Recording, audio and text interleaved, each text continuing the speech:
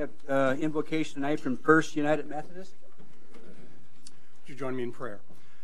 God, we give thanks for the gift of this day, and we thank you that your Spirit, your presence is here with us in this meeting, in this community. You are always seeking to guide us. We ask now that your spirit of wisdom, your discernment would be upon the men and women of the council and the men and women of this community as we all strive to make this community the best that it can be. So I pray, Lord, that you would be here and with us and guide us. And I pray this all in Jesus' name. Amen. Thank you.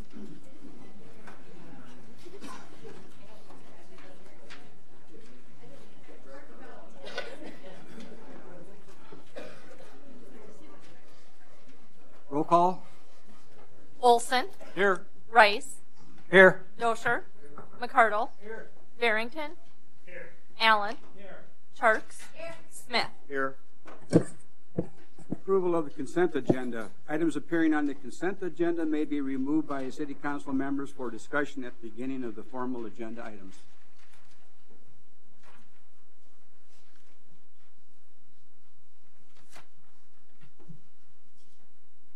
Stephanie, did you want to comment, or Michelle, on the sales tax numbers for December and then the yearly ones? Yep.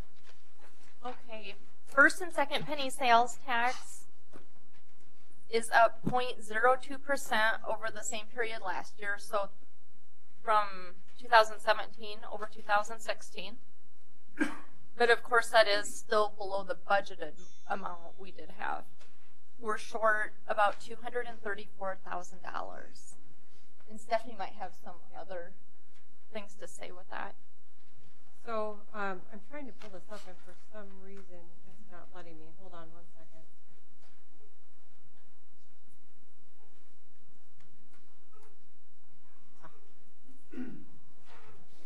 Hit OK a bunch of times and see what happens. Okay. On your desk, I did include this. Let's see if there's a better way to see this bigger. Just so that you can kind of get a picture of what our sales tax has been in previous years. If you remember, throughout the year we've been looking at collections year to date in comparison to previous years. And I said if we took the lowest December in the last 5 years, this is where we were going to end. Well, our December was actually closer to 2010. And you can see that here, even if you look at the collection percentages for the last quarter of the year. This year, 26% of our sales tax revenue came in the fourth quarter, where typically we've been 28, 29, 30% recently. So this is definitely the lowest fourth quarter that we've had, and we had a higher third quarter. And again, like Michelle said, even though sales tax is up 0.02%, our budget for 2017 was $11,180,000, and our actual collections was $10,945,000. So that's based on the previous, we've had that flat amount in the budget for the last couple of years. Now for 2018, we dropped our budget down to 2016 levels. So if that was this year, we would have hit budget. We did still have in our contingency $223,000 is what I was forecasting based on the percentage collections. So we weren't far off with the 234. We were only off by about $11,000. So when we do our reappropriation or our supplemental appropriations in March, I'll identify where that excess is in individual departments before you authorize any additional supplemental appropriations, so that you're not spending anything out of reserves to balance this year. Likewise, your overview here for entertainment tax. Same thing, where you can see the last couple of years, the fourth quarter has been 30, 28, 31% of the total collections. And this year, fourth quarter for entertainment tax was down to 26%. So again, the collections went down 0.39%, but we did hit budget because we had dropped budget down for 2017, because that's before we started looking at how much of the taxes are collected in the different parts of the year. So we still made budget, but again, collections are way down for that fourth quarter again. So I wonder why. I don't know. We were at a recent meeting. Actually, I think it might have been with the Burr Street owners, where I'm told January is slow too. So I'm not sure why that would be. I can speculate. Pheasants were down, in the fourth quarter, and also the ag income.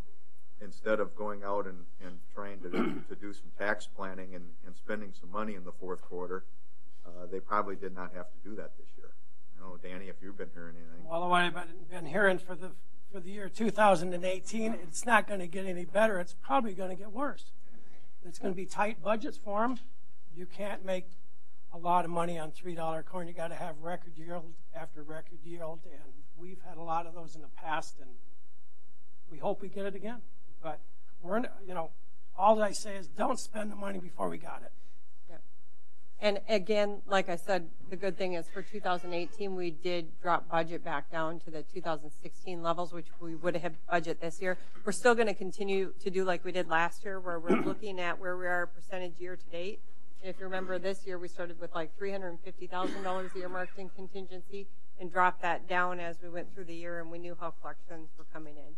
So we will continue to do that this year too. But on the entertainment tax, I think that has something to do with the pheasants there, because the statewide for licenses sold for otter staters was down 18 to 20%. And Mitchell is the hub, one of the hubs for them. I wish that they wouldn't be so public about those numbers. We got to talk to the people that were up in Pier before. I'd like to.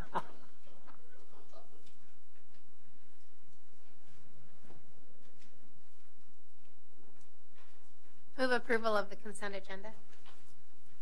Items. All those in favor signify by saying aye. I'll second that. I had one real quick question, Mayor, if that's okay. Sure, go ahead. The wine license that is being proposed on this, was that the sidewalk wine that the voters approved here? Oh, is it? Is that outside? Oh, I saw it in there, but okay. If it's not in the consent, then we'll answer it then. It's item 8. Oh, Okay. in a hearing. Okay. Never mind. Okay, we had a motion and a second. All those in favor signify by saying aye. Aye. Opposed, same sign. Oh. Roll call vote. Is there any public comment before we get to roll call? No? Roll call. Smith. Aye. Charks. Aye. Allen. Aye. Barrington. McCardle. Aye. Dosher. Rice. Aye. Olson. Aye. Motion carries. Citizens input. If you need to address the mayor and members of the city council on an item that was not on the agenda, excluding personnel items, please come forward to the podium and state your name and your concern. Presentations are limited to 3 minutes. Items will be considered, but no action will be taken at this time. Anyone? Well, hate to beat a dead horse, but I keep getting the feedback on 3rd Street. People are starting to talk again why 3rd Street isn't open, and it's been since July, so I mean it's getting to be a long time. I can't give them an honest answer, so. I guess we have kind of seen work stall there over the last week or so. I guess we also haven't been dealing with ideal weather conditions, so I know John's going to be going back over there taking some new pictures, and it might be to the point where work is stopped and we've got to finally file the lawsuit. So, you want me to add anything? If you got anything to add, go ahead. No, Justin pretty much summed it up. I visited the property today about 4:15 today, took half a dozen more pictures, and for the first time since we addressed it, with the new builder, there's been no action in the last 2 weeks from the last city council meeting. Little or no, I'd say none. But I also have other contractors that stopped as well due to the bitter weather, and most of the work is outside. So that's probably for you, ladies and gentlemen, to make the call on that. But Justin, like he said, he has filed a nuisance. You guys did declare it a nuisance, and then he can move forward any time from now. John, have you talked to them about when they possibly could, or if they don't even know when this week would be open? Anything? Nothing. He's got 3 volunteers helping him. Sure. And I was there a couple times when he had a contractor actually there, and they took a couple pictures and looked at it and said no thank you and walked on. Do you know where the architect is in all this, John? Has he been through it since any of this? Druza did get them a plan and stamp it, and that's kind of what we've been looking at. And, that's what they've been going by. I've talked to Larry on and off a little bit about it, but nothing. We haven't visited the site together. I understand people are concerned about the delay. I've heard the same thing, but the weather has been very, very bitter. But my question is, I don't think you were here when we dealt with the Larsons. That was just before my time. Yeah, and it took us, what was it, 13 years? So even if we go forward, is there any guarantee it's going to be quicker? Well, I would certainly expect for it to be done faster than that. I would say within a year or two. Well, no, your point. I understand, and I would hope so too. But don't put pressure on it. It's not like a matter of weeks. Right. No guarantees. I want people to hear it could take a year or two. People are talking to me like, we can snap our fingers and then Monday have the street open, and that's not really. Yeah, that's even under ideal situations, that's not going to be the case. My concern has always been is as soon as we file that lawsuit, I don't know how much work we can expect to happen after that point. So.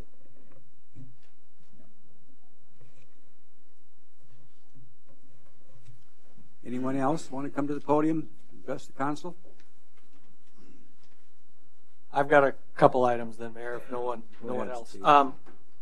Two things. First, the city council was approached by the 5th grade class at Gertie Bell Rogers, Molly Becker's class, wanting to do an improvement project on the 3rd Avenue Park. We got them in contact with Mitchell Main Street and beyond, and with Nate, met with the class, and they are proceeding and have talked with the owners of the park. We had to tell them that that's not a city park or not city property, but we're certainly encourage them to do whatever they can to fix that up, and they're doing fundraising and other items, and are thinking of making a presentation to Mitchell Main Street and beyond, and possibly a presentation to the council of ideas that they want to go forward with. Nate was able to help them with some design contacts and concepts and those types of things, and so I just wanted to let people know. They sent a letter that ended up getting to me, and so we got them working on trying to improve Main Street.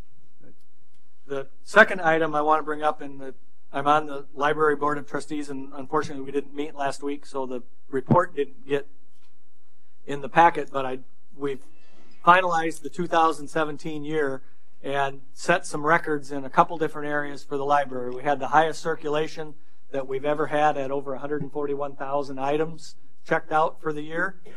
We set a record for the number of library cards issued in 1 year. We partnered with the middle school and high school, and since the software update at the library was installed, we were able to automatically take the students' school cards and make them also into library cards. So we added 1,400 library cards for all the students at middle and high school if their parents approved that they could do that. We also have a group working on book sales from the library, and they've raised over $6,000 in the last 2 years. There was the article in the paper just this last week about the new children's librarian and the meeting room at the library. We had over 6,000 people use the library for meetings last year, of which more than 2,000 were the children for story time. The computers are also used almost extensively, more than 4 hours a day. We have 19 computers, and they were used over 24,000 hours in the last calendar year. They're checked out and used, and from 3 o'clock till closing almost every day, it's pretty tough to find one of the 19 computers to use. We've also are trying to keep up with the electronic subscriptions. We've gone from 1,000 electronic ebook checkouts in 2012 to 25,000 electronic book checkouts in 2017.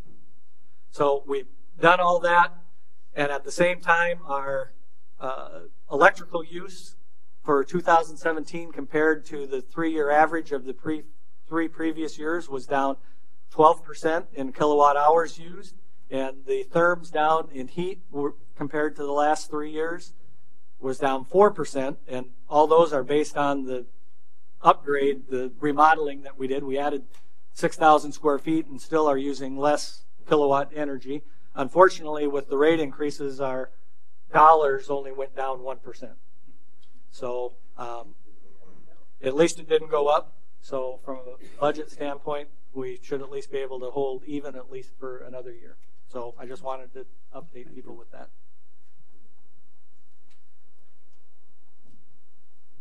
Anyone else? If not, we'll move on to the next item on the agenda. It's a hearing on the application of Carmen McCain doing business as Cafe Teresa at 312 North Main Street, Mitchell, South Dakota, for a new retail on-off sale wine license. I'll just address this since Jeff had a question. This is a regular on-off sale wine license. The renewal at the end of the year was not filed in time for it to be renewed. So the state makes us go through the whole process of a new license at this time. But the license she is holding is not changing. Just the number. Can I just ask one question quick? I'll second. Okay. Just for the public and to refresh me, is the sidewalk license a different license, or can they just with this one? I mean, people voted for it, so it's not a big deal. But I'm just wondering if you need something else. It is a different license. We had anybody apply for those? Not a soul. Huh? Okay, we had a motion and a second. All those in favor signify by saying aye. Aye. Opposed, same sign. Motion carries. Entertaining motion for the City Council to recess and sit as a Board of Adjustment. So moved. All those in favor signify by saying aye. Aye. Opposed, same sign. Motion carries. Next is action to set the date for the Board of Adjustment hearing for February the 5th, 2018. Gary and Margaret Slothman have applied for a conditional use variance to replace existing off-premises signs, 11 billboards, and increase the size more than 300 square feet in sign area, but less than 600 square feet on their property legally described as southeast 1/4, including Lot A, Monex subdivision, Exhibit H2 in Slothman Track 1, Mitchell Township, Section 26-103-60, in southwest quarter of H2 in Lot A of Mitchell Landfill, First Edition, Mitchell Township, 25-103-60, Davidson County, South Dakota. The property is in the process of being rezoned. Set the date. Second. All those in favor signify by saying aye. Aye. Opposed, same sign. Motion carries. Next is a hearing on Amber Kurtenbach, 801 West 7th Avenue, Mitchell, South Dakota. This was tabled on the December 18th, 2017 meeting. Amber Kurtenbach has applied for a conditional use permit to operate a family residential child care center at her residence located at 801 West 7th Avenue, legally described as lots 1 and 2, block 27, Raleigh, 2nd Edition, City of Mitchell, Davidson County, South Dakota. The property is zoned R2, single family residential district.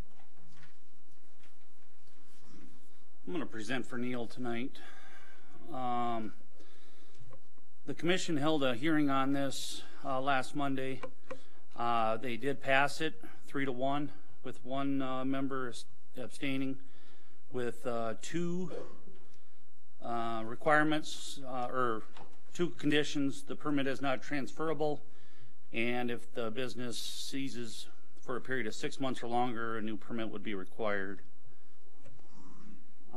Also on this, I'll bring up that they did have some neighborhood opposition with this, and I do believe they're here, and I do believe the applicant is here too. So if you guys have any questions.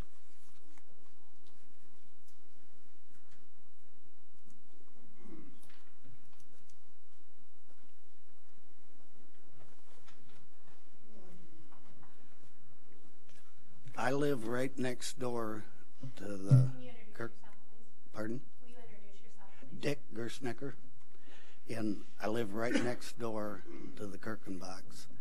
And last summer, when they had the kids, there was excessive noise, and it made more traffic, which I guess is only normal in our neighborhood in that. But and she had said that she has a privacy fence around her place, but the west section of that fence is mine and not theirs.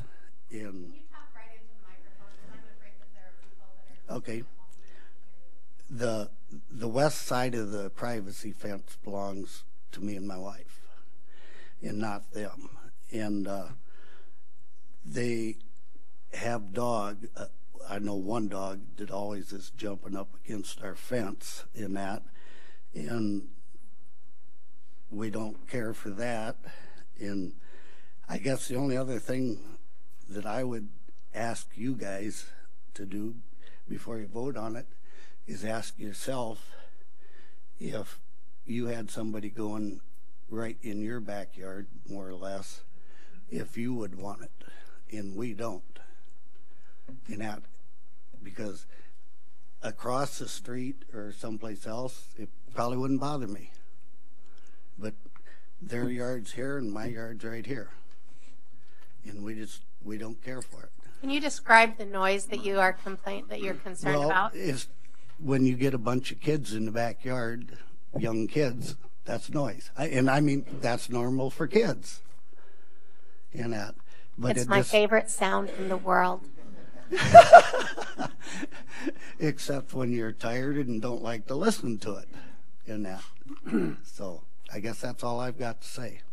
But I would like you to ask yourself if you would want one right in your backyard before you vote on it. Thank you. Thank you. Is there anyone else in the audience that wants to come to the podium?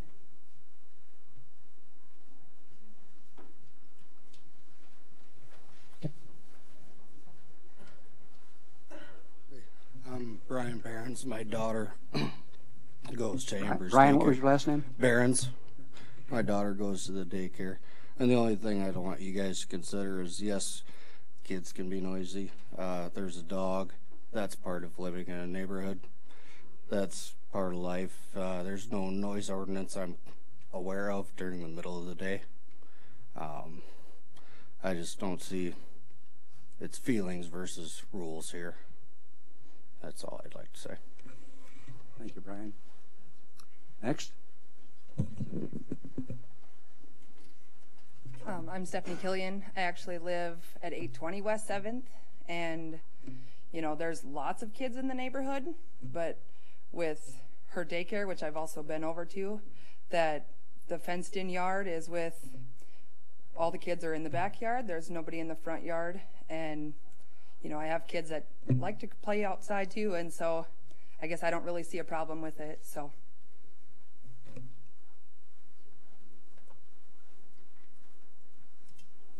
Hello, I'm Amber Kernbach. I am applying for this for my daycare. Regarding the noise, my daycare is only open from 7 to 5. We have a routine and a schedule that we stick to every single day, and we're only outside when it's nice. We're outside from 9 to 10:30 in the morning, and then from 3:30 to 5, in which time I'm closed. And I'm only open Monday through Friday. So there's lots of time in there where people, I mean, it's quiet. If it's loud, it's not my kids. We're inside. We're doing reading. We're doing preschool stuff. We're eating lunch. We're taking naps, you know, so I don't know. It's during the day, not very much time. And as for the dog, we are training her not to. I mean, it's a new house, it's a new yard, there's squirrels everywhere, so we have addressed that with them, but nothing to do with my daycare. How many children do you have in the daycare? At the moment, I have, well, 2 that are twins, but they're leaving. So I will have 2 part-times and 2 full-time kids, and plus my own son who's at home full-time. So we're talking 5 kids. Correct. Yeah, my wife grew up in a family of 6 kids. And then what are the ages? Because I see the little one in the back, and Correct. She's you 5 know months she's old. not going to be in the backyard screaming. No. The oldest one is my son, who will be 5 in February, and then he'll be 5, 4, 2, and 5 months old. So I mean, they're very young. We do have older kids. We have 3 older kids who will be outside in the summer. They're middle school age, but they don't usually scream for no reason outside all day long, typically. Yeah, I live 2 doors away from a daycare, and we occasionally hear the kids, but you know, it's the nature of the beast. Correct. And there is a neighbor behind us that I wasn't aware she does work from home. And so I gave her my cell phone number and said, you know, if we ever get too loud outside, just text me and, you know, we'll try to settle them down or go to the park or something. Because we do that. We did that this summer pretty often. So I just wasn't aware that she works in her shed, which is pretty close to us. So Amber, I went by your place today, and those are tall fences you have. Yes. It's not like you could go into it. Correct. How many kids could you or would you entertain having? Well, you said you have 5 now, or?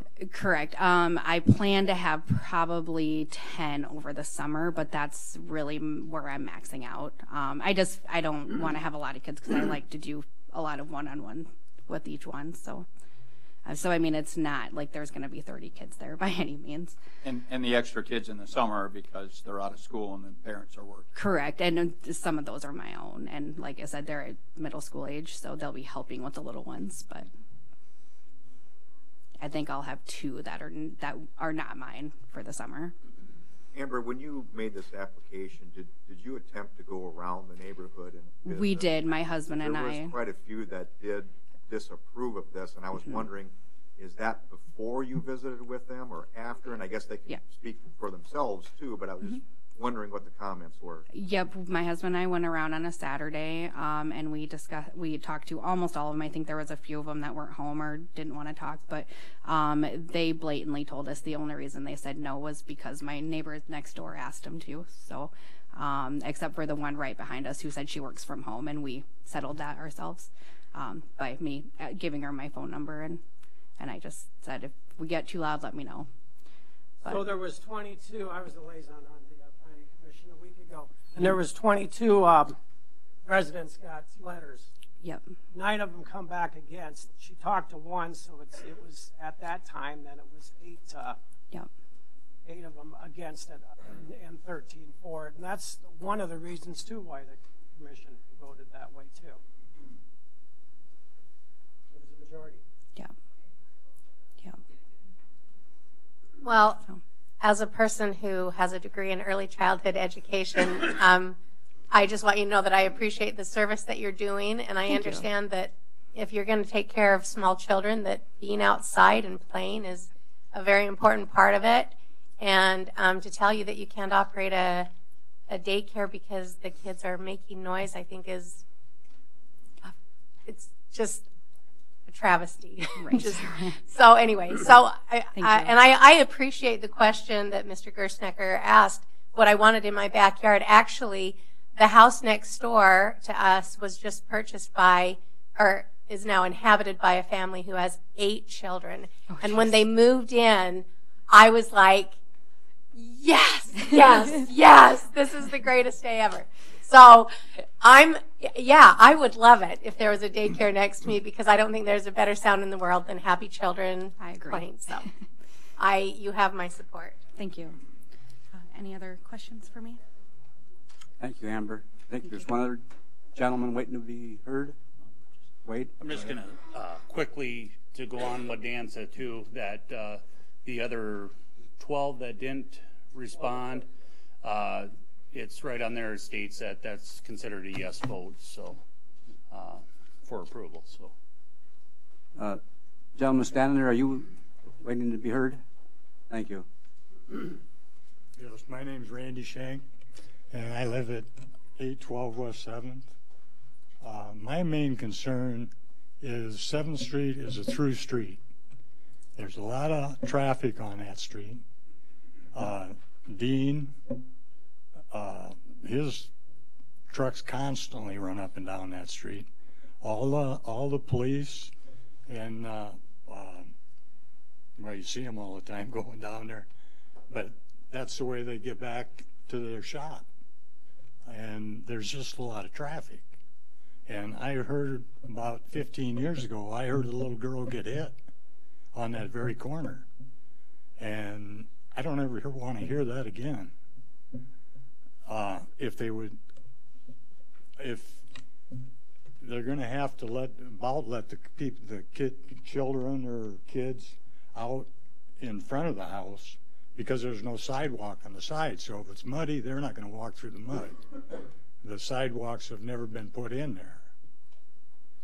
But like I said, my main concern is it's a fast-moving traffic. When they come off of Minnesota Street there, they kick it in the butt. You know, and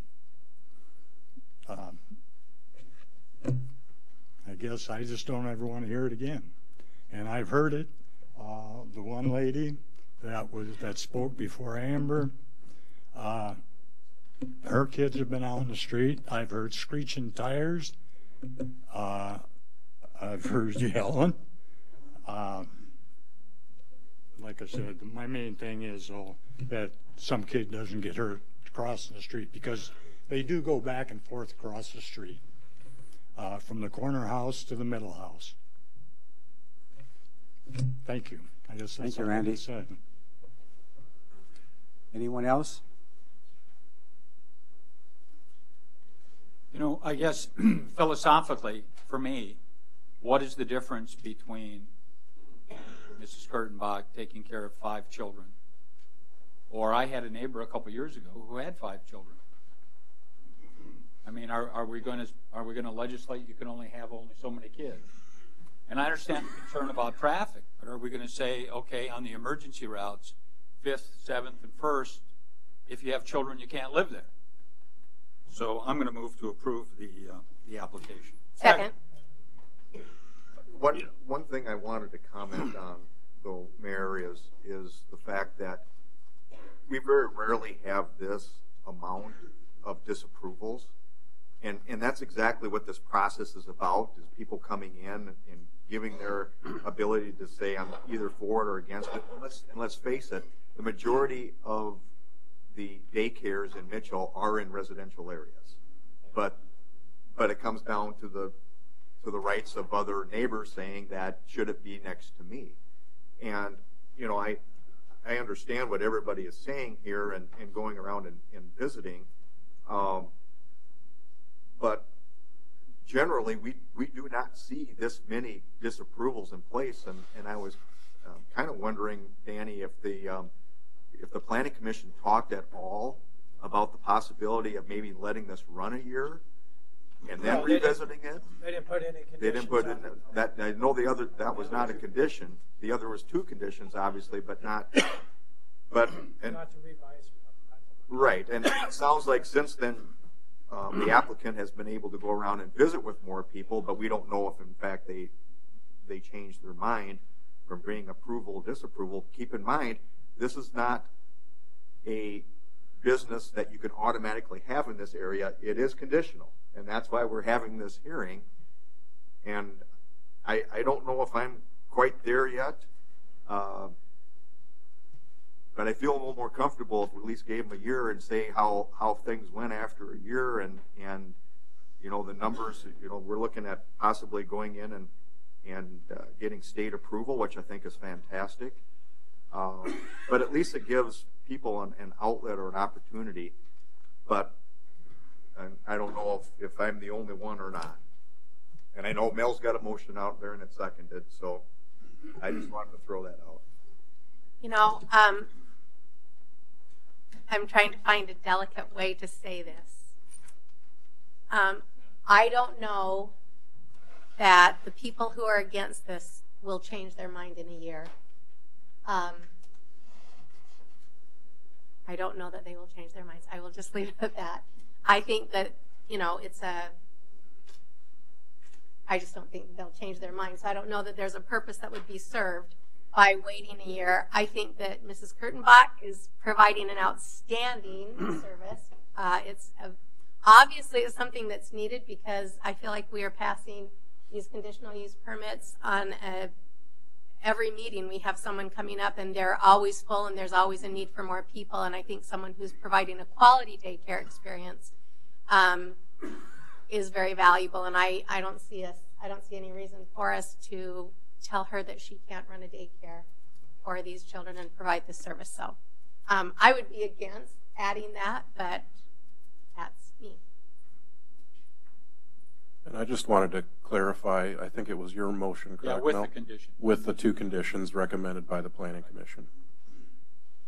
You know, I had an 83-year-old neighbor, and she's passed on, and now the house is occupied by a couple in their late 20s. They've got 2 small children, and they've got siblings who have small children, and they come over on the weekends and they have a get-together. And it's just a running, screaming fest. And I absolutely love it. A daycare, a couple houses down, run by Mrs. Putnam. Occasionally you'll hear squeals of glee, and occasionally you'll hear, you know, that was my toy. But there is no difference between that and my wife's family of 6 kids. There is no difference. So, you know, maybe adjust your nap time to a different time of day. You know, if you're accustomed to taking a nap at 4 o'clock when the kids are outside, well, maybe you want to take your nap at 1. But good Lord, to say that Mitchell is closed to children, I think would be one of the saddest things I have ever heard in my life. Further comments? If not, there was a motion on the table and a second. All those in favor signify by saying aye. Aye. Opposed, same sign. Motion carries. Entertaining a motion for the Board of Adjustment to adjourn and the City Council to reconvene in regular session. All those in favor signify by saying aye. Aye. Opposed, same sign. Motion carries. Discussion on the Mitchell Area Community Theater.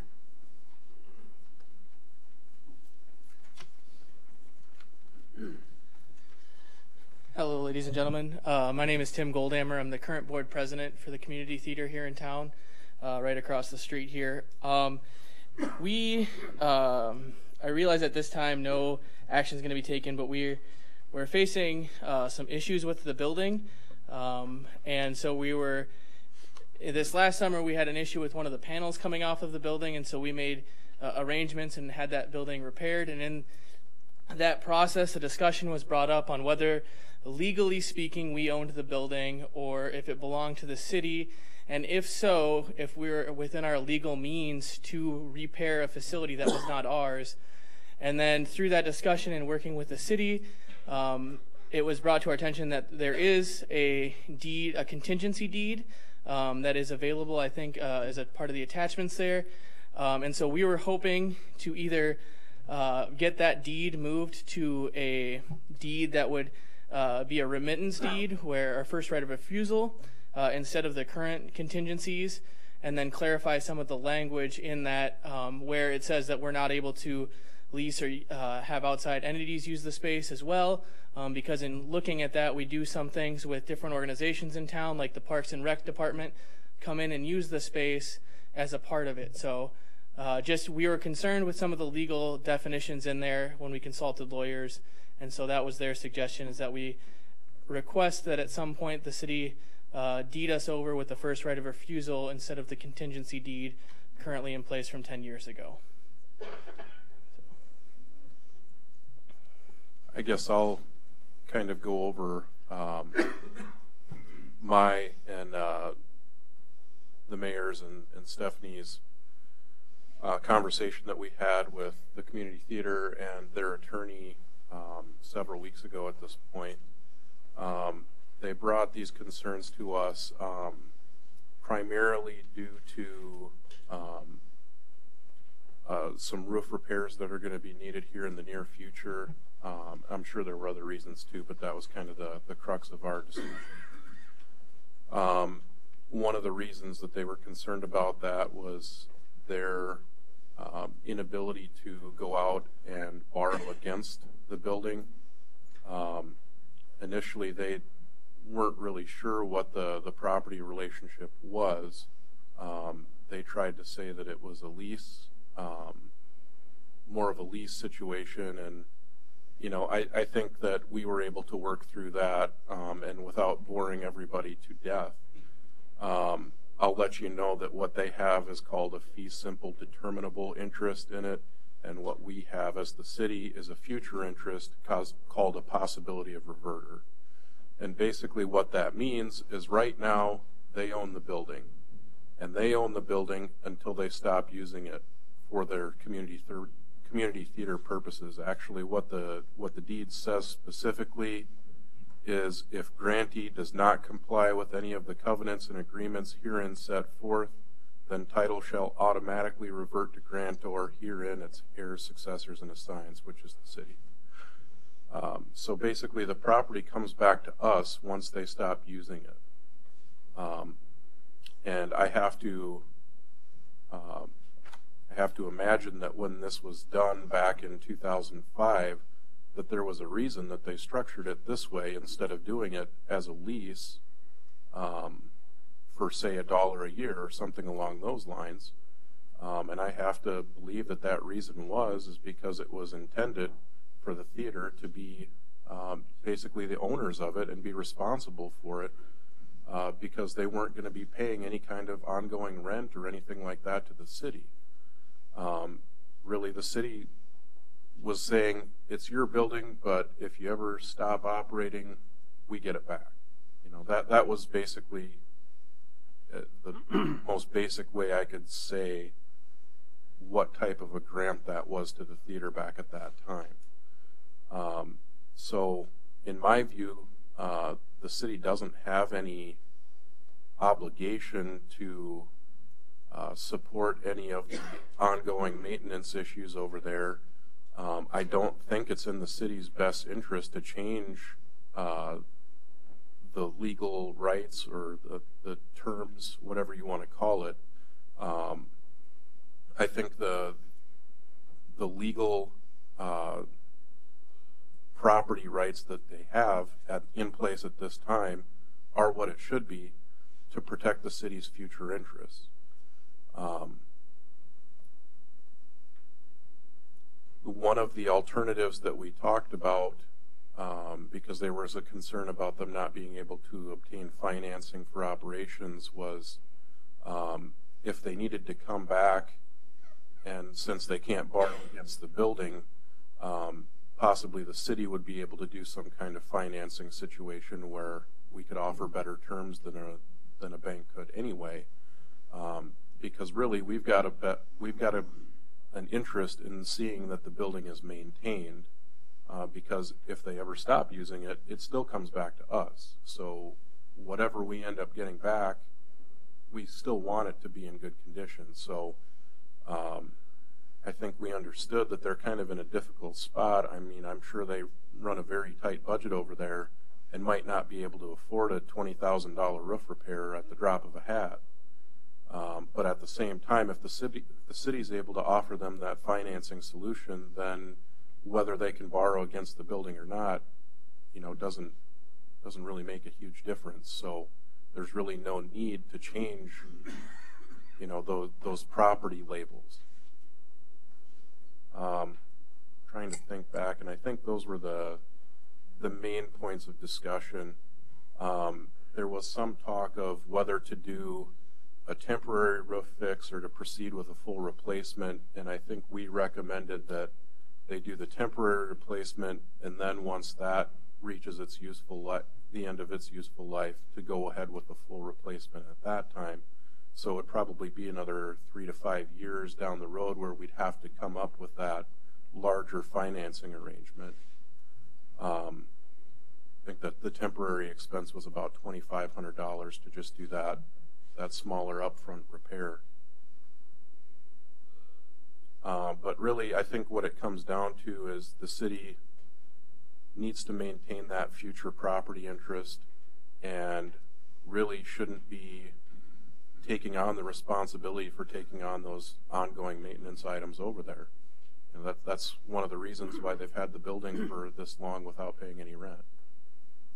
and wasn't part of the discussion too with a right of first refusal, then that could be at a market asking price to get the building back also?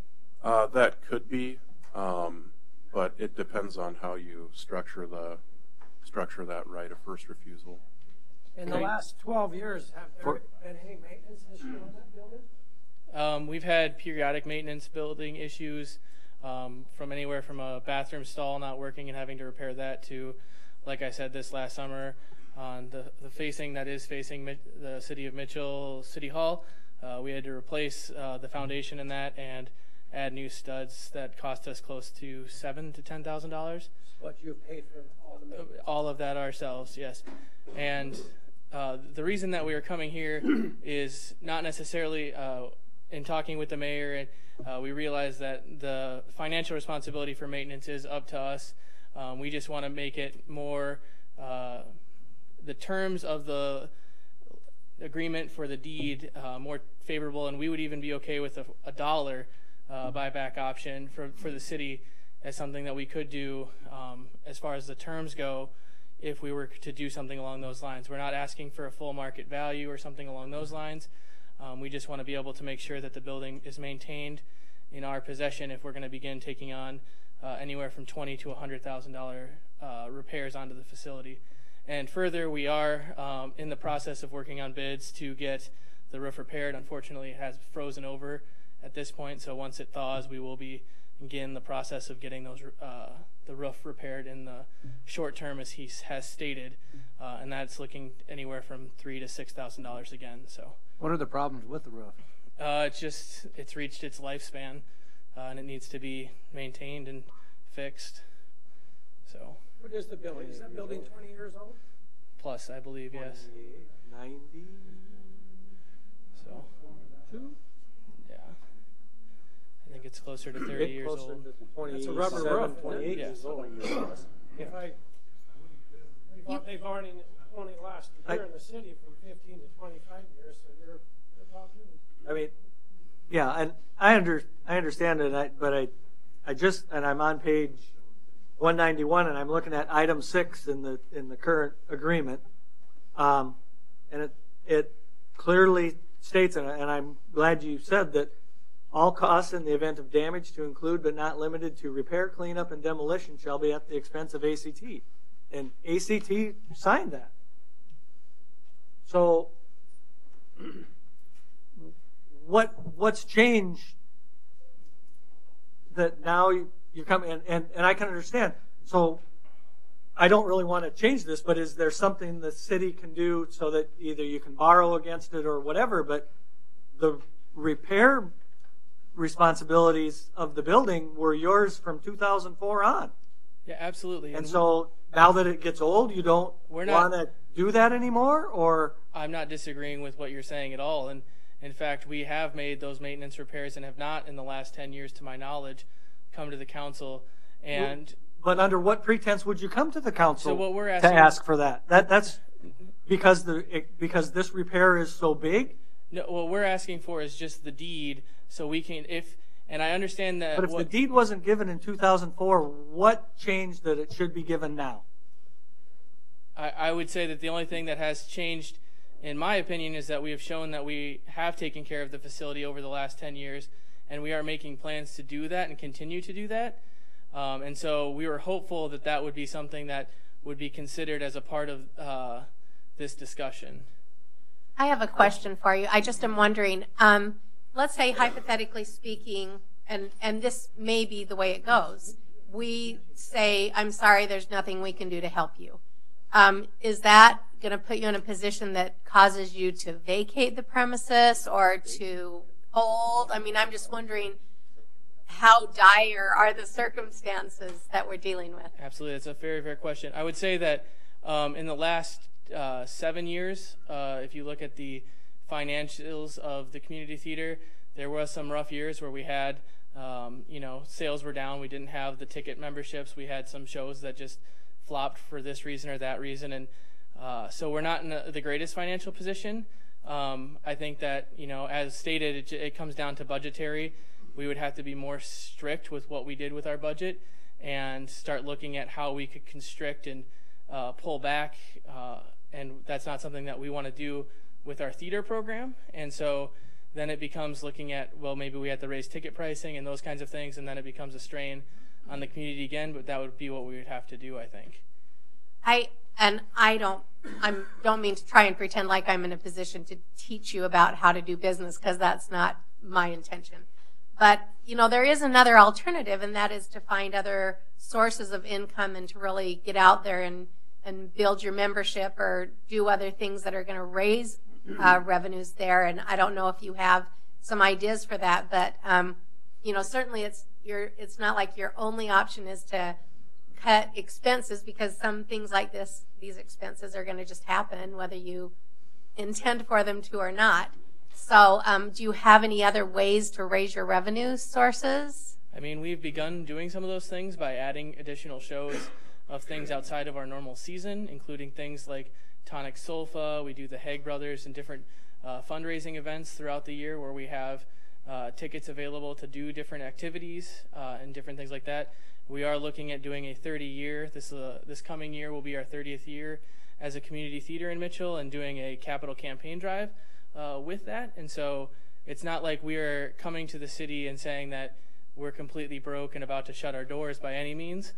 We have been a proud member of this community for a very long time, and we just are looking to continue to do that. So, and as far as being able to loan against the building or getting a loan from the city, the only thing we feared with that is that councils change, membership changes, and sometimes the opinions of those members change. And so we were afraid that if something were to change within the city over the coming years, whereas a low interest loan is available to us now when something's not wrong, and we can't say what's going to happen in 5 years when the membership has changed. So we thought we would come now before there was an issue and discuss it at that time.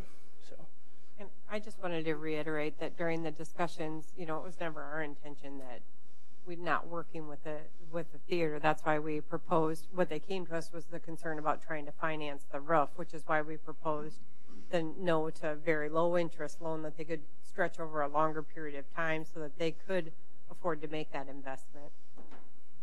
Justin, I have a question for you.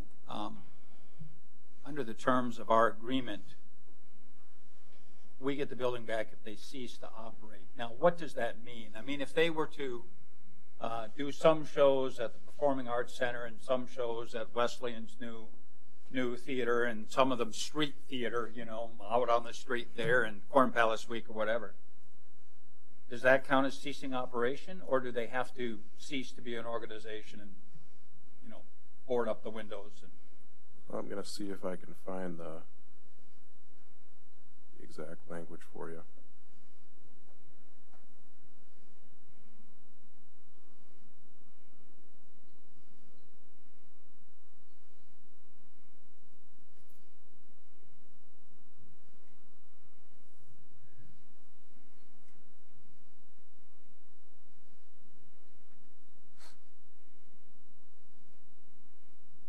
I must not be looking in the right place, but given the situation that you described, no, I don't think that would be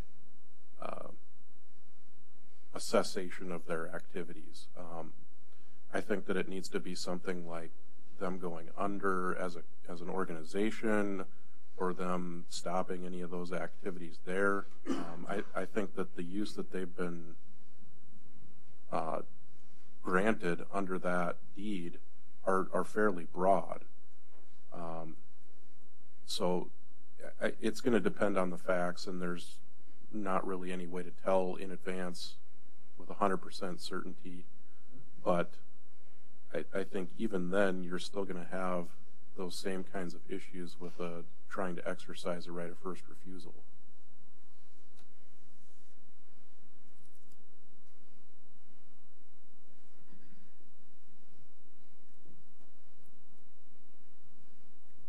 So what are we looking for? Just an approval for us to offer them a low interest loan There's no action. I think if anything, just kind of a consensus as to whether the council thinks a low or no interest loan type funding situation would be something that could fly down. Is the city authorized? Could we do that? Yeah, I think absolutely. Could they go to Main Street Beyond? There was a fund there that they were offering 0% interest. Last time I heard, there was like 130,000 in that. All right. That I'm not sure about. Sorry. That is just for your facade.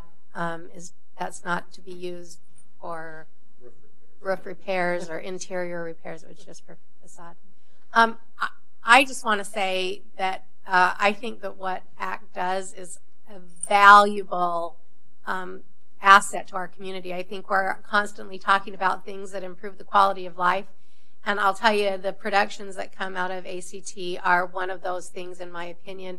And I think that it would be a very sad day if something were to happen and you were to have to close your doors over, whatever.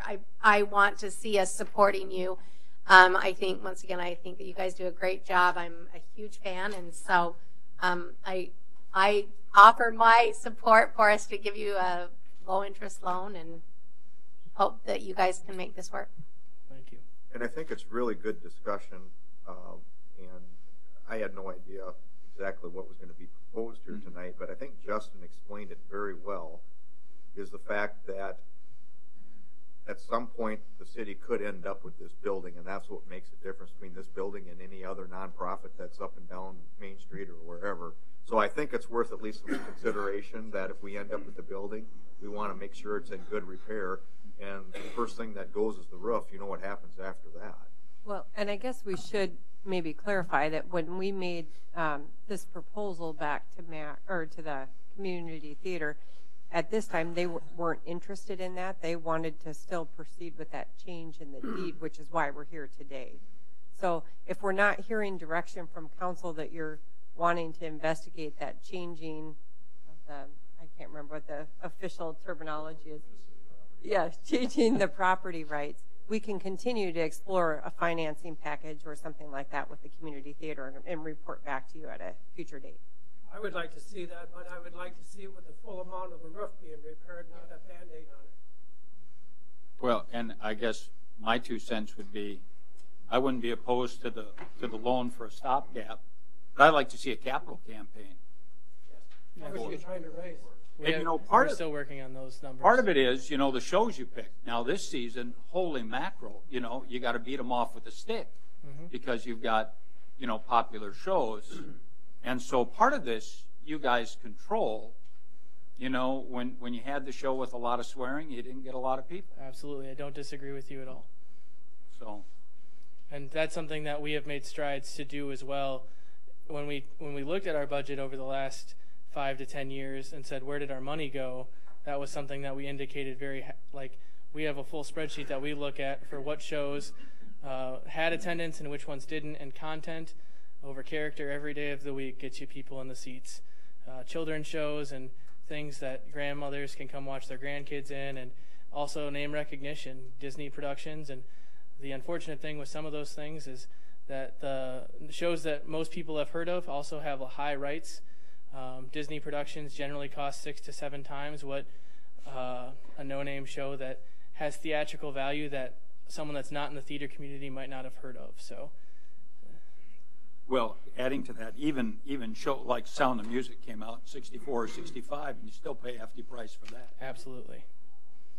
And just for your information, Dan, we did get a copy of a quote that they obtained on the roof replacement, and that quote was for $50,575. Since it's going to be city money involved, maybe have to be out for bids? No, I don't believe so. No. And that was also one of the questions that we had with this process too, is if we had to have all of our different things approved through the city bid proposal process.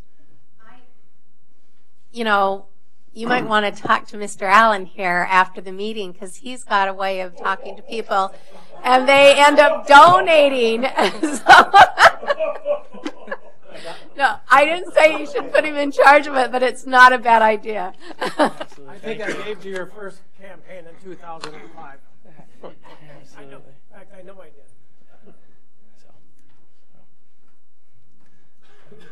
Thank you very much. Thank you. Thank you. Any further discussion on this? If not, we'll move on to the next item on the agenda, and it's action to award bid for 2008 or newer regenerative air sweeper city project number 2018-20.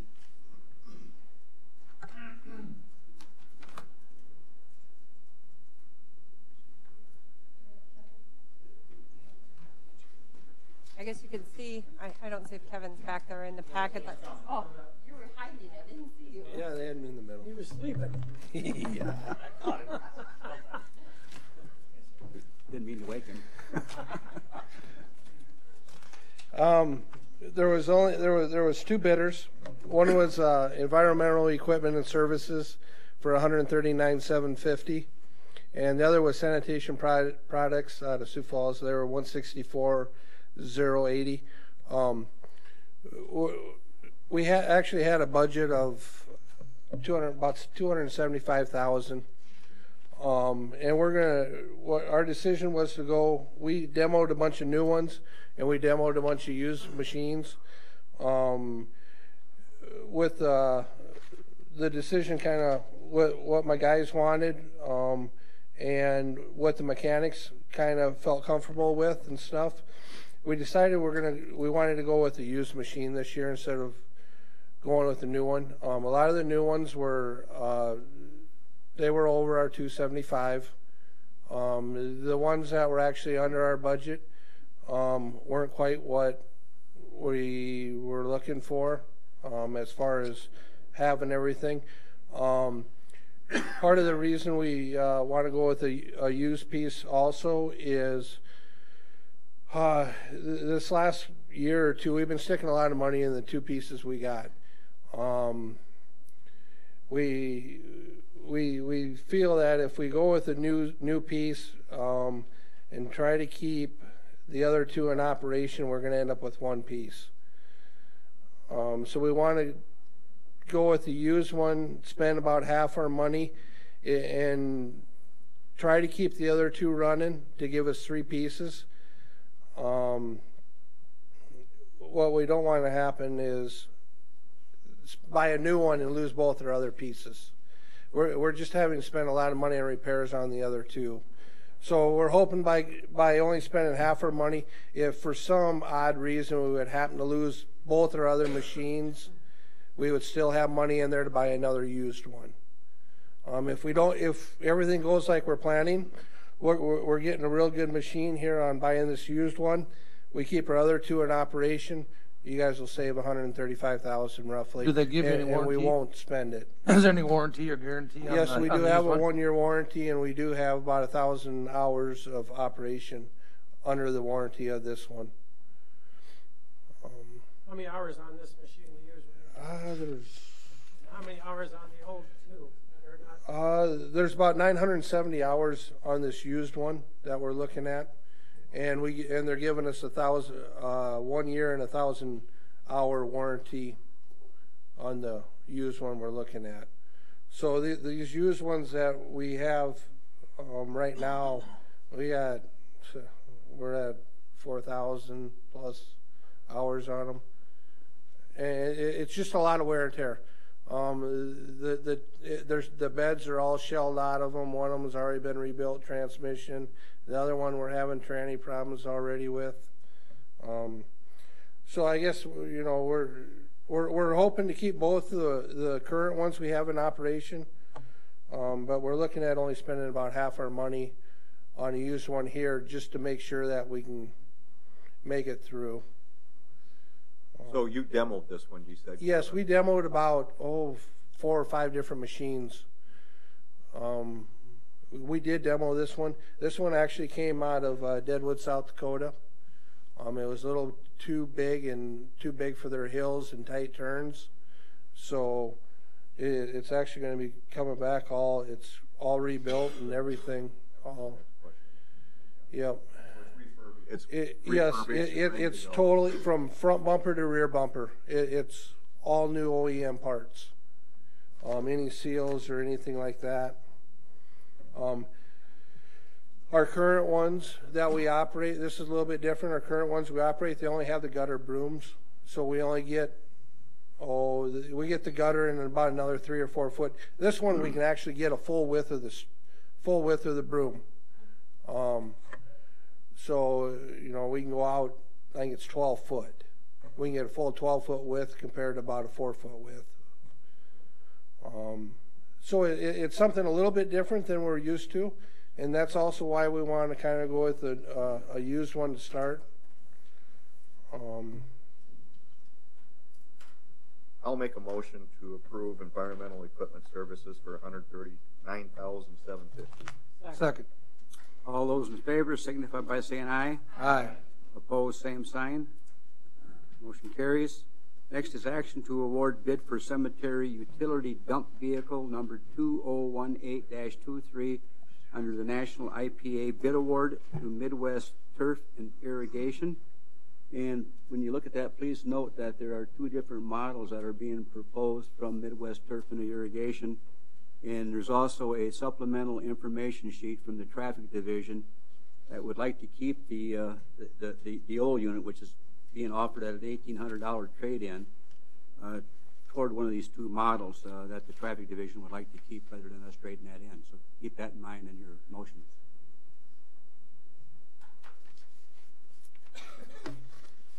This is basically a 4-wheel drive 1-ton dump unit. Our current large 4x4 Dodge dump truck is too big to get into some of the areas in the cemetery. The cemetery is filling up, and we're working more on slopes. As the cemetery fills, those areas are becoming more and more utilized. And to get a big truck in there risks sliding downhill. A small unit working in tighter, confined areas will work a lot better for what we need to do. And we're probably in the future not going to replace the big 4-wheel drive trucks that we're using and have yet used for decades. They're getting up into that $60,000 range, $70,000 range. We're probably going to be going more to these smaller units. They're just as efficient for our purposes. Can you tell the public what we use a dump truck for in the cemetery? Actually, for opening graves, hauling dirt out and hauling fill back in. Taking trees down, we'll haul trees out and we cut them into pieces, working in those confined, tight areas. So, and we use them just about every day.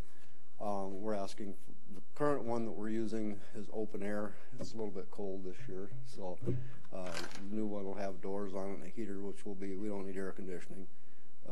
Hopefully the guys aren't inside that long, but when it is cold, it is nice to be able to warm your hands and keep working, rather than running back to a heated area to work. Kevin, this is off topic and a little bit on topic. It's just a side topic, but there's all that dirt, and I'm assuming that it's from the digging the graves, that is back in the area kind of behind your facility. Does that ever get removed, or does it just stay there? Or? Actually, the ball diamonds comes and get a lot of the clay, and they use it for the mounds. We'll use it to fill areas and for base dirt for projects. And we're actually, even with that dirt, we're still hauling in black dirt from the street department. Brings us black dirt in a compost that we mix together for leveling a lot of areas in the old part of the cemetery. And for those projects, some areas of the cemetery we're going to be, in the next couple of years, we're going to be forced to expand into that hayland west of the existing cemetery between there and the houses. And there's going to have to be a lot of dirt work done prior to that when we put in the irrigation and the roads. Building a cemetery on slope and rolling grounds, is not that advisable. You lose a lot of usable property on those slopes, and leveling in advance, preparing the ground would be a lot better. So some of that dirt will be used. That pile just doesn't sit there.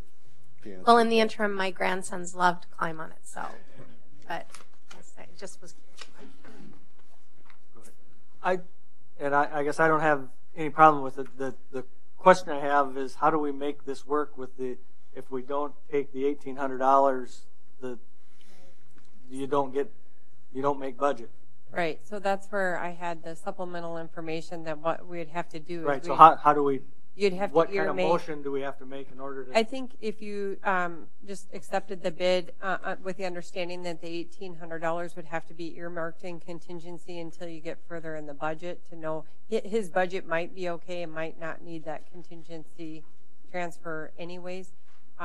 Both of them are in general fund, so we don't have to worry about it going. Okay, but, okay. So my question, Kevin, is you wouldn't let this go over to the traffic commit or division if it wasn't a good unit, I'm assuming. It's still very serviceable, yes. You know, and Dick is a lot like we are. We'll try to buy government surplus or used and make it work. I think he's currently painting with the unit I gave him probably 20 years ago that he refitted to his purposes. That unit doesn't have a cab on it, and again, you know, working in different wind and whatever, it'd be nice to have a cab and lights up on top. So, but yeah, we take care of our equipment and try to make it last as long as we can. So I wouldn't give him something that was. This is sort of like Susan on off topic. Off the top of your head, how many graves have we opened up in this bitter winter season? December we had 25, or excuse me, November we had 25, December we had 14. In the last couple of weeks we've had 8 or 9. So it's kind of an odd year just prior to Christmas. Unfortunately, we lost a lot of people. For what reason, we have no idea. And then during and after the holidays, it kind of quieted down a little bit. Are our grave opening fees different for the winter? Or are they averaged out? Because obviously, open up at a grave in July is different than opening up one when it was 32 below and 40 grave mile an hour. Prices don't change, but we do have a thawing fee, and the frost is currently deep enough that we can't get through it without thawing. Okay. Thank you.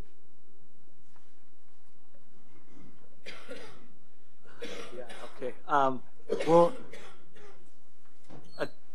I'll move approval of the Workman HDX 4-wheel drive with the understanding that the $1,800 be earmarked from traffic contingency in the traffic department if needed. Second. All those in favor signify by saying aye. Aye. Opposed, same sign. Motion carries. Next is action on resolution R 2018-03, a plat of DWU lot RH-1, a subdivision of the replat of Dakota Western University campus, City of Mitchell, Davidson County, South Dakota. Mayor, don't we need to act on the next one that is the supplemental information that we have to authorize and approve that? No, he did that. Was it? It was all included? Yeah. I tried to. One motion. You framed One motion, 2 items. That sounds correct. Yeah. Good evening. I'm Teresa Creasy. I'm with Dakota Wesleyan University, and I'm here just to explain just a little bit why we want to have a small replat. I think if you noticed the publicity we got the other day, we are putting up a new residence hall on our campus. Currently, a majority of the campus where this is located is under one large plat, and in order to finance and keep it succinct, we would like to replat. So that's why we're here today with this. Great. Move to approve. Second. All those in favor signify by saying aye. Aye. Opposed, same sign. Motion carries. Next is action to approve resolution R 2018-04, dissolving tax increment district number 5. This is the Iverson TIF, which has been paid in full. I did want to share with everyone, I had I think it was Jeff or somebody posed the question to me about what this TIF has done or how it has grown since it started. So I thought we would share it with the rest of the audience here today. So as you can see, TIF number 5 was created in 2005. Let's see here. The equalized base value of the district was $165,640. And then the equalized value when you take the exemptions out as of 2017 was just over 2.6 million. So the growth, or the tax increment growth due to that TIF, was just over $2.5 million. I think it's a good example of the city's investment in a TIF. The original agreement for principal was up to $300,000 of principal coming out of the tax increment, and now it's generating, I had this written down somewhere, 160, let me look. Now it generated, let's see here, $55,181.92 in taxes, just over $55,000 in taxes in 2017, so that will go back to the tax rolls now. Wow. I know you saw this last year. I put this information together for you, but we do continue to update it as we get more information on the, we haven't got the new taxable values for 18 yet to update this on. But. Move to approve. Second. All those in favor signify by saying aye. Aye. Opposed, same sign. Motion carries. Action on Resolution R 2018-05, hearing on and approval of Jitters demolition plan. I guess I don't know if there's going to be anybody from the public that has an interest in commenting on any of this, but I guess I'd open it up to that if we've got anybody first. Seeing nobody, I'll kind of just give a brief overview here. While you're doing that, can you address what was in the paper about the State Historical Society being all worked up, that we didn't come up with some sort of... I would just say that that's kind of their standard form letter. Okay. I think this has kind of been a long process, so as I walk through, I'll kind of give a little bit more context to that. The building has been in rough shape for a while now, and back in, I believe, 2016, we first started doing walkthroughs and looking at what some of the possibilities for either renovating or demoing the building at 512 North Main, just what the options would be there. Our code enforcement officer, our building inspector, our fire marshal were all involved in that initial walkthrough. They made reports, and we started going through the state's process for dealing with properties in a historic district, you know, just any kind of a project with those. It was, I think, the majority of people's opinion at that time that the building was in very poor condition, that the cost of renovation would be very high, not only due to the age of the building, but having to preserve the historic character of it, making it ADA accessible. I mean, there's just a whole lot of burdens that Larry's report goes into. So we started going through, we did the walkthrough, and then we started going through the application process with the state. We gave them kind of a narrative up front, which should have been included in your packet at some point. They responded back saying that they wanted some supplementary information. We went back and compiled that information. We had that the issue heard by the Mitchell Historic Preservation Society, attached those minutes for the state to review. And those minutes really discussed a lot of the information that the state was seeking. One of the things the state's letter came back and said was there weren't really alternatives. Not every alternative was explored, and there wasn't a whole lot of information about costs available at that point. So just erring on the side of caution from there, we then had Larry go back and do his walkthrough, put his report together to give some of those more tangible numbers to what those renovation costs could be. I think that report agreed that there weren't any feasible and prudent alternatives as to restoration. As a courtesy, we did send that letter back to the state, but they didn't really give any additional comment, because ultimately the decision comes back to the city council regardless. So it's your guys' obligation to determine that there aren't any feasible and prudent alternatives to the proposed plan, and that due care has been taken into minimizing damage to the historic property. Obviously, when you're dealing with a demolition of a building, there's only so much you can do to preserve the historic character of the building, and that's, you know, maybe try to set a few set pieces aside when you're tearing the thing down. But really, it's the staff's opinion, based on all the information that was included in the packet, that demolition is the only feasible and prudent alternative available. I think the record reflects that, and if you look at the resolution, I tried to put that information, into what I thought the council would view as appropriate as far as what information they took into consideration and what facts they believed were relevant out of that information and what conclusions they would draw from that. But, you know, we can change the language of the resolution. If you feel that the language in there reflects your attitude on it, then there doesn't need to be a change. But that's kind of just the general take on it. Just for the public record, what makes this building historic is it's old. Right. Not that Frank Lloyd Wright designed it, not that Abraham Lincoln slept in it, you know, not that George Washington rode by it. It's just old. Right. Yep. It's legally classified as a contributing structure in the historic Mitchell Downtown District. So. And in its day, I'm sure it was a beautiful building.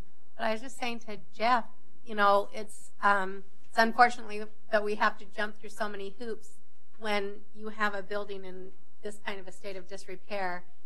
It seems like the logical thing is sometimes demolition is the only option. Right.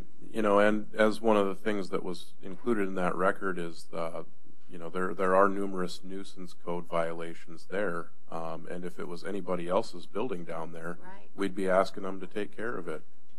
And that would include either tearing it down or fixing it. And, you know, I think the record kind of speaks for itself here that the appropriate path forward is the demolition. We've got two questions. One, if it passes, and I read, what is the timeline then for the demolition? And before you answer. And second, I was approached by the Salvation Army, since this was the original Salvation Army building, and they told me they believe there's a cornerstone that still has the date and construction and Salvation Army on it, and their request is, if possible, they would like to salvage that cornerstone. I'd like that to be part of. I'll address the first one. As far as the timeline on when demolition would happen, I don't think the actual building would be coming down until sometime in July. Northwestern still has a tower on top of that building, and they've got the building next door through then. Could be sometime earlier than that, but that's when I would expect. But in the meantime, I think the plan would be to move forward with some asbestos remediation. There's some asbestos insulation and other materials down in the basement, I know for sure. And I think they want to get those out of the way as soon as possible. As far as the second one, I certainly, I think that if there's any information on where it is, that makes it more probable. But I know just in general discussion, there was talks about trying to salvage what unique pieces we could out of that. I mean, there is some interesting brickwork on the front.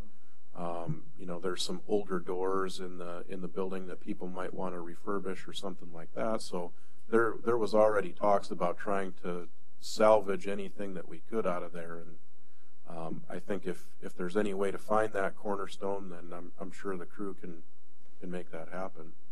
I at least wanted to have that in the public discussion that they did ask that. So.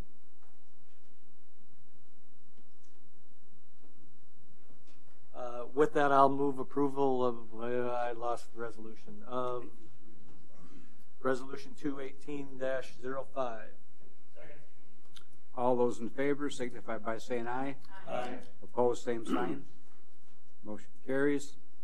Next is first reading of ordinance number 2018-01, an ordinance of the City of Mitchell, Davidson County, South Dakota, that changes the zoning district classification of the real property legally described as southeast quarter, including Lot A of Monex subdivision, Exhibit H2 in Schlafen Track 1, Mitchell Township 25-103-60 in southwest quarter, Exhibit H2 and H2 in Exhibit Lot A of Mitchell Landfill First Edition, Mitchell Township 25-103-60, Davidson County, South Dakota, from UD, which is Urban Development District, to Highway Orientated Business District, and the official zoning map be changed to reflect the same. Place on first reading. Second. All those in favor signify by saying aye. Aye. Opposed, same sign. Motion carries. Next is action to approve agreement number A 2018-01, an agreement for professional services for the Sanborn Construction Project, Phase 1, to include the bidding in construction phases.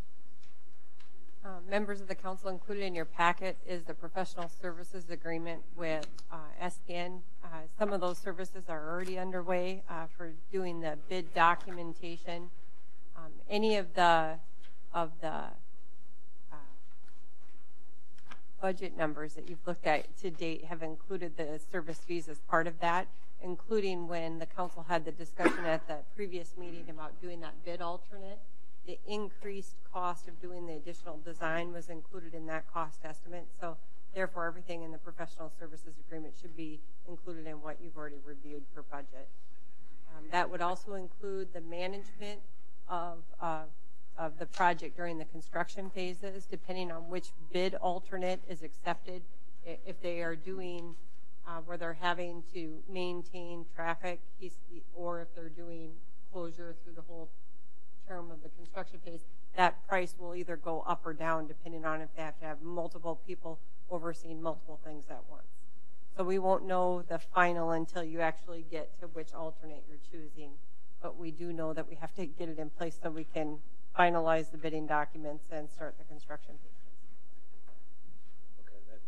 Okay, you answered my question. I had the question of, is this too early? In other words, we needed to know whether it's the 200-day construction time frame or the 150-day or the 120-day to know what the price is going to be. They only bill you for the actual manpower on the ground during that time. So I was concerned we were getting the cart in front of the horse, and that if the February 5th date is when we end up picking which one we go, then we would know what the project would be. But if this is worded that way, that depending on which one we end up with, it will be X, Y, or Z price, whatever. And to be quite honest with you, they've done the majority, or at least a portion of the services for the bidding already. Yeah. And we're having our first construction meeting this Friday, pre-bid meeting. Okay. Excuse me, not construction meeting. Move to approve. Yep. There you go. All those in favor signify by saying aye. Aye. Opposed, same sign. Motion carries. Action to approve agreement number 2018-02, an engineering services agreement between the City of Mitchell and SPN for the west side water tank painting and the south side water tank paint repairs. Okay, so the council's aware that we did have budgeted in the 2018 budget to do the painting of the outside of the west side tower. That was estimated in the water study that was presented to the council January 2017, and then they came back with a revised price of $650. We currently have $750 in the budget. We also, during inspection on the south tower, found damage to the interior of the tank that was caused from ice buildup, which needs to be repaired to prevent further damage. The suggestion by SPN was to group these two into one project so you could have one bidder do both, maybe get competitive pricing. So even with both of these, it's still anticipated it would come in within what the construction estimate is, but in the budget. Yeah, we have 750 budgeted, and we're looking at 650 and 50 for a total of 700. What would be the timing? You know, they haven't done the design of this yet, so that would be the next phase, going to design and bid. I don't know if Hope they know. to be done in calendar year 2018? Oh, yeah. Yeah. 2018 budget. Okay. All those in favor signify by saying aye. Aye. Opposed, same sign. Motion carries. Motion to adjourn. So moved. Favor? Aye. Opposed? Adjourned.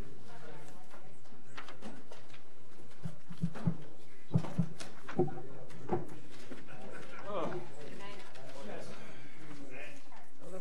2 hours. I knew it. Oh, Bill got one like that.